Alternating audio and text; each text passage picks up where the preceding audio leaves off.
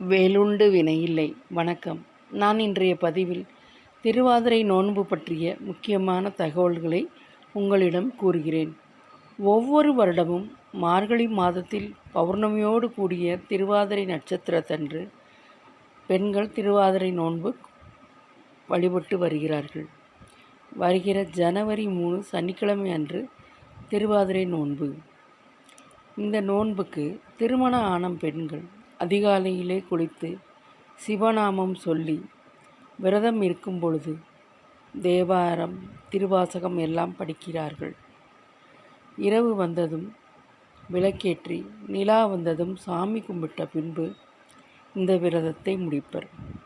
இந்த விரதத்தில் பூஜைக்கு மஞ்சள், குங்குமம் மற்றும் மஞ்சள் சரடு இவற்றையெல்லாம் வைத்து வழிபடுவார்கள். பின்பு நோன்பு கயிறை கணவன் அந்த மஞ்சள் கயிறை மனைவிக்கு முடித்துவிட வேண்டும்.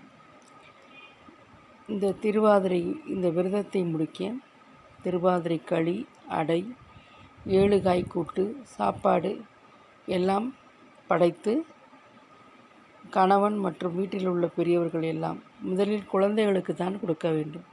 பின்னர் வீட்டில் உள்ள பெரியவர்கள் எல்லாரும் சாப்பிட்ட பின்பு பெண்கள் விரதத்தை முடிக்க வேண்டும்.